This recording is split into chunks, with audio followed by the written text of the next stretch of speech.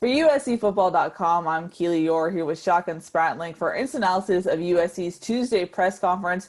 We got to talk to head coach Clay Helton and Clay Helton only. Normally we talk to offensive coordinator Graham Harrell and some players, but we only talked to Helton, and that was because USC had some news. A USC football player did test positive for COVID-19 on Monday. The player was symptomatic and is quarantining. USC is now going to go through more tests to figure out what that means for the rest of its roster. But Shotgun, it was definitely a newsy day today for USC's press conference. Yeah, definitely a somber start to the week. You know, Clay read a prepared statement, which USC then put out on their social media afterward. Our thoughts are with the player who tested positive and is symptomatic. Hopefully everything is a speedy, quick recovery, no lingering effects or anything there. But now there's big questions about this week and going forward for USC, because now you wonder, was this player around anyone else? Is there going to be a contact tracing element of it? You know, is there a position, is there depth questions at a position? There's a lot of questions to come out of this quick statement that Clay Helton said. In that statement, he said the player did travel with the team to Utah over the weekend. So he was on the plane, he was on the bus, all those things. Did tested negative last week, tested negative the day of the game, but then came back, was symptomatic, and was not present at the facilities on or practice on Sunday or Monday, but tested positive and had symptoms on Monday. So now they're going through the protocols of trying to test everyone, make sure, and then they don't really have control of the contact tracing. That will be left to medical professionals, will be left to the Los Angeles County Public Health Department. They'll take care of that portion, so that it's out of the coach's hands as far as that. But it'll be up to the LA County to determine, how strict they are with, the COVID protocols, how strict they are with the contact tracing. Does being near the guy, the player on the plane, is that going to be enough to keep guys out and put them in quarantine? Or, it's going to be interesting. It also will depend on the position of the player. Yeah. How closely is the position group? How closely are they? How close are they in practice or at the game? If it's like the offensive line, that's one of the positions where you're the closest contact with the guy next to you. Versus if you're a safety, you're way far away from the next nearest safety. So we'll see, the position may determine some of that too. So a lot of concerns for USC going forward. This is something that, fortunately for us, we've been able to talk about football for the last 6-7 weeks since USC started camp. And we've talked about other teams having COVID issues and having some outbreaks and stuff and having to cancel games. But USC has been able to get through this clean, and give them a lot of credit for that. Yeah. I think you said previously August was the last positive that they had Yes. for the football team. So, give them credit for going this far. But, they back-to-back weeks traveling. They went to Salt Lake City, which is a hot spot right now. And unfortunately, someone has tested positive coming back. So now we'll see where USC goes from there. Shotgun, you mentioned the word concern, and I think that's the right way to put it. Just from what we're hearing, it seems like there's definitely apprehension and concern going forward, not only for contact tracing, but just for LA County. Just on the whole, they've been stricter as the days have progressed, and we're not even at Thanksgiving yet. I mean, how concerned are you, Shotgun, that LA County might be pretty strict for USC, and it could be pretty rough going forward? Yeah, we've already seen LA County has, USC has moved the time of their game against Washington State next Friday up to 6 from 6:30, because LA County has enacted the curfew at 10 p.m.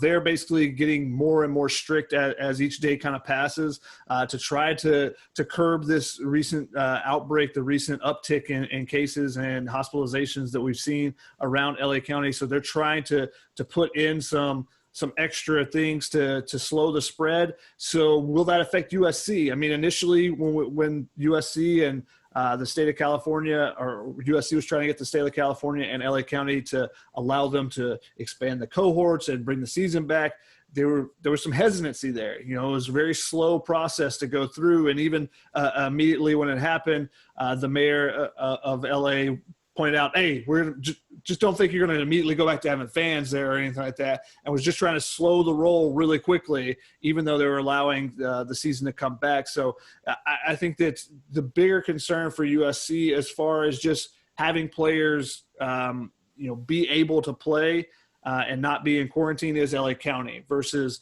getting everyone having a positive test or anything. The way that USC has been doing their testing, I feel like they have a good handle on it and will be able to kind of stop the spread within the team. And, hopefully no one else catches it and tests positive. But I think the bigger concern as far as player availability for games is from the contact tracing at the county level, because they like you said, they are getting more and more strict with different rules. Mm-hmm.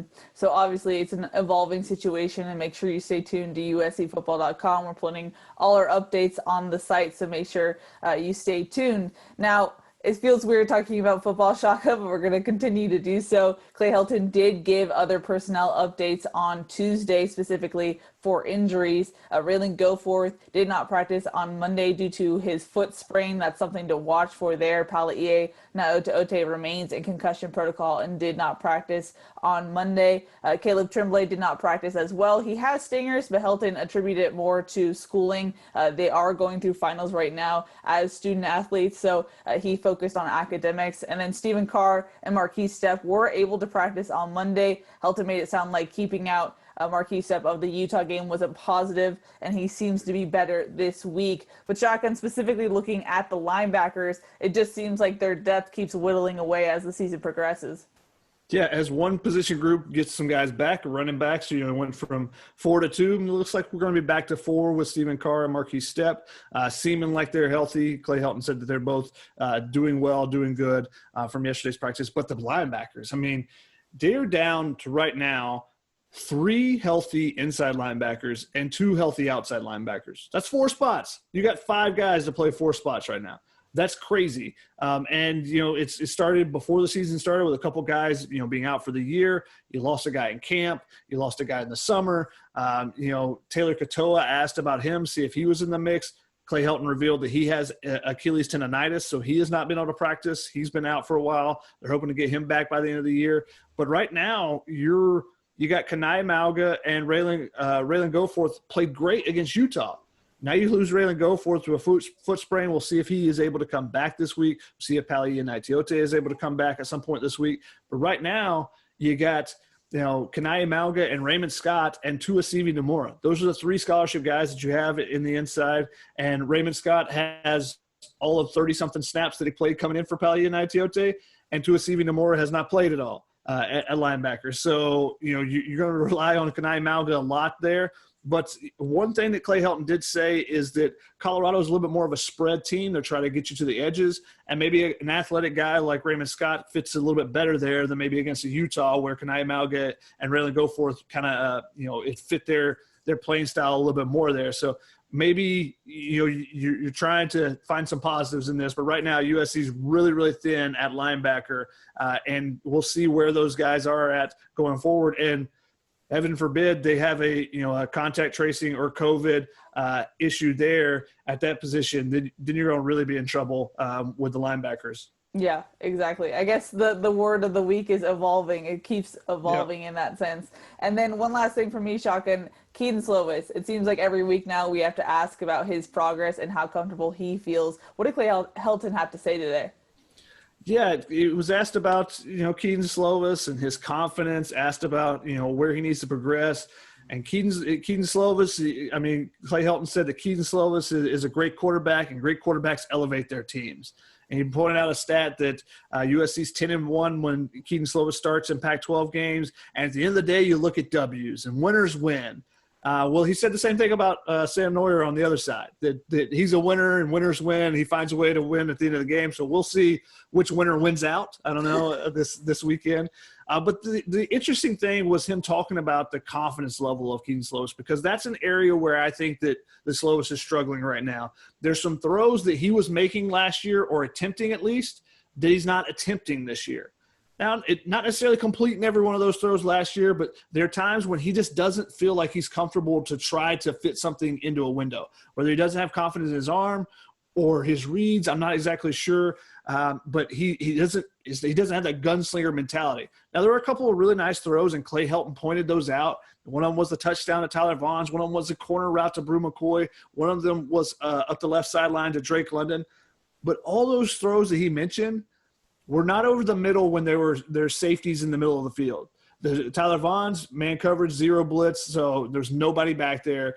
Brew McCoy around the sideline. Drake London towards the sideline. So the throws that he needs to make up the seams are the ones where there's a little bit of concern, and those are the ones when teams drop into drop coverage that you really need to be able to attack those seams. And, I think that when you have miscommunications like you had with Eric Cromenhook on that interception, that does not help the confidence at all either. So I think it's part of that. But Clay Helton did say that, what's awesome about Keaton Slovis is he owns what his mistakes, and he's always looking for perfection and looking to get better. And he said that the one area that he needs to progress, and the one thing that he wasn't doing well against Utah, is that he was skipping some progressions at times. Now, this is something that Graham Harrell mentioned last year a couple of times, and they were really a stickler on Keaton Slovis about this. But that's one of the things you're noticing. He's kind of locking on receivers at times, and that's getting him in trouble. So I think that goes back to confidence, where if you're really confident, you scan the field, and you feel confident to quickly make a read. I think it's, the mental aspect of it is there, where things are moving a little bit slower. You just have to have confidence to make those quick reads like he was last year. So we'll see if that's something that he can work to get better, if they can build that confidence back up in him in such a short season. Yeah. Now we're scheduled to talk to defensive coordinator Todd Orlando tomorrow and a couple of USC players, but they're going through another round of testing today. Things might change. So it's a fluid situation this week. It's an odd week, even with Thanksgiving, but you add this on there. So make sure you stay tuned. But that's going to wrap it up for USC's Tuesday press conference. For Shotgun Spratling, I'm Keely Eure. For more, check out uscfootball.com. Where we're having a VIP sale today. So if you're not a member of the P and you want to keep abreast of this situation, make sure that you're checking out the P and seeing what the updates are. And, if you like it, subscribe. Let's go. There you go. Exactly. Alrighty. That'll wrap it up. Check out uscfootball.com for more.